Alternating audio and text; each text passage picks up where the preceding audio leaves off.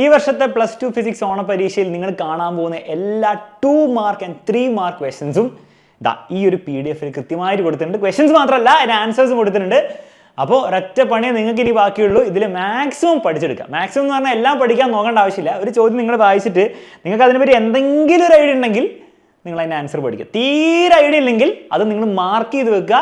ഓണപരീക്ഷ കഴിഞ്ഞിട്ട് അത് പഠിക്കണം എന്നുള്ള കാര്യം ഓർത്ത് വെക്കുക. കാരണം പരീക്ഷയുടെ തലേന്ന് പോയിട്ട് പുതിയ, അതായത് അറിയാത്ത ടോപ്പിക്കിൻ്റെ ആൻസർ പഠിക്കുന്ന അത്ര നല്ല ഐഡിയ ആയിരിക്കില്ല, പ്രത്യേകിച്ച് PDF എന്നൊക്കെ. പക്ഷെ അറിയുന്ന ചാപ്റ്റർ അല്ലെങ്കിൽ അറിയുന്ന ടോപ്പിക് എന്തെങ്കിലും ഇതിൽ കാണുന്നുണ്ടെങ്കിൽ അത് കൃത്യമായിട്ട് റിവൈസ് ചെയ്ത് പോകണം. അതിൻ്റെ ആൻസർ എല്ലാം നോക്കുക.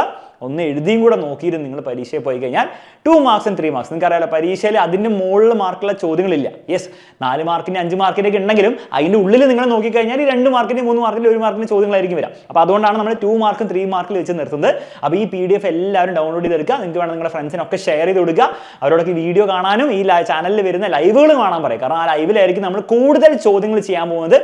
അപ്പം തീർച്ചയായും ലൈവുകൾ വരണം, വീഡിയോസും കൂടി കാണാം. ഉറപ്പാണ് മക്കളെ, നിങ്ങൾക്ക് ഇതൊക്കെ വൃത്തിക്ക് നിങ്ങൾ പഠിച്ചു പോയാൽ അവസാന നിമിഷത്തെ ഈ റിവിഷൻ വളരെ ഇമ്പോർട്ടൻ്റ് ആണ്. അപ്പോൾ അത് വൃത്തിയും കൂടി ചെയ്തു പോയാൽ നിങ്ങൾക്ക് 90-95% മുകളിൽ മാർക്ക് ഈ പ്രാവശ്യത്തെ എക്സാമിൽ തന്നെ വാങ്ങാൻ പറ്റും. ഓക്കെ, അപ്പോൾ ആ ഒരു കോൺഫിഡൻസിൽ തന്നെ പഠിച്ചോളാം. ഇത് ലിങ്ക് ഡിസ്ക്രിപ്ഷനിൽ കൊടുത്തിട്ടുണ്ട്. ഓക്കെ.